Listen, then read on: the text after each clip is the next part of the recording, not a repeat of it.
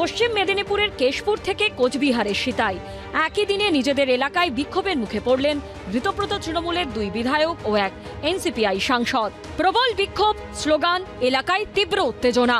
কোচবিহারের সিতাইয়ে নিজেদেরই পৈতৃক বাড়িতে ঢুকতে গিয়ে এভাবেই সোমবার রাতে প্রবল বিক্ষোভের মুখে পড়েন এনসিপিআই সাংসদ জগদীশ চন্দ্র বসুনিয়া ও তার বিধায়ক স্ত্রী সঙ্গীতা রায় বসুনিয়া, যিনি বর্তমানে ঋতব্রত শিবিরে। নিজেদেরই পরিষদীয় এলাকায় সাংসদ ও বিধায়ককে শুনতে হলো গো ব্যাক স্লোগান।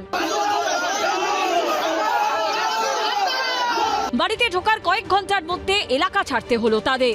2024 সালে তৃণমূলের টিকিটে কোচবিহারের সাংসদ হন জগদীশ চন্দ্র বসুনিয়া, কিন্তু রাজ্যে পালা বদলের পর মমতা বন্দ্যোপাধ্যায়ের বিরুদ্ধে বিদ্রোহ করে এনসিপিআইতে নাম লিখিয়েছেন।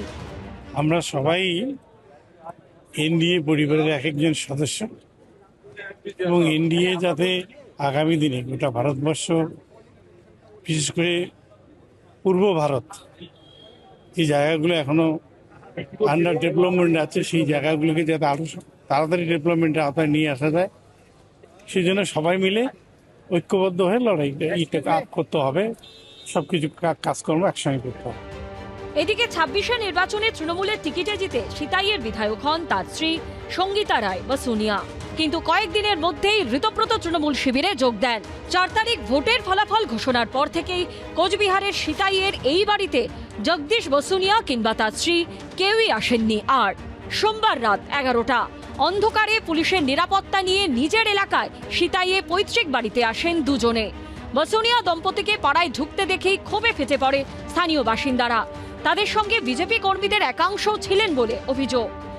জনগণ ওনাদের দেখে বিক্ষোভ করেছে, কি কারণে? অন্যায় অত্যাচার করেছে। সেই জায়গায় ওনারা কালকে বাড়িতে ফিরে 4 ঘন্টাও জনগণের কাছে টিকতে পারলো না। দেখুন, এর সঙ্গে বিজেপির নেতা নেত্রীর কোনো সম্পর্ক নেই। রাত 2টো নাগাদ সিতাই ছাড়েন সস্ত্রীক জগদীশ বসুনিয়া। এরপর কোচবিহার শহরে ফ্ল্যাটে গিয়ে ওঠেন তারা।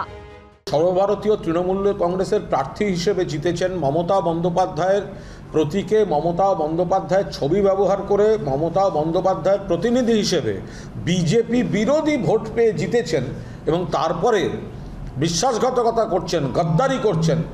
কেউ দিল্লিতে গিয়ে এমপি হিসেবে, কেউ এমএলএ হিসেবে বিধানসভায় গিয়ে। তো সাধারণ মানুষ এবং কর্মীরা, বিশেষভাবে দলের কর্মীরা এবং সাধারণ মানুষ এই বিশ্বাসঘাতকতা তারা নিতে পারছেন না। সেই কারণেই হয়তো তারা কোনো সমস্যার মধ্যে পড়েছেন। বিক্ষুব্ধ লগ্নে তো দলের জন্ম। দলটা তো বিক্ষুব্ধ হয়েই তৈরি হয়েছিল। কি কংগ্রেসের ওপরে বিক্ষুব্ধ হয়ে মমতা বন্দ্যোপাধ্যায় তৈরি করেছিলেন দল। বিক্ষোভ বিক্ষোভ বিক্ষোভ, কথায় কথায় বিক্ষোভ। বালি চুরি করছেন একজন, আরেকজন বিক্ষুব্ধ হয়ে যাচ্ছেন। যারা এইসব বিক্ষোভ লগ্নে জন্ম নিয়েছেন তারা এটা সারা জীবন চলবে। ওই শরৎচন্দ্র লিখেছিলেন না, জেলেই দাও আর শুলেই দাও, পঞ্চভূতে না মেলানো অবধি এই জিনিস শুধরবে না। এ বিক্ষোভ, এরা বিক্ষুব্ধ আত্মা।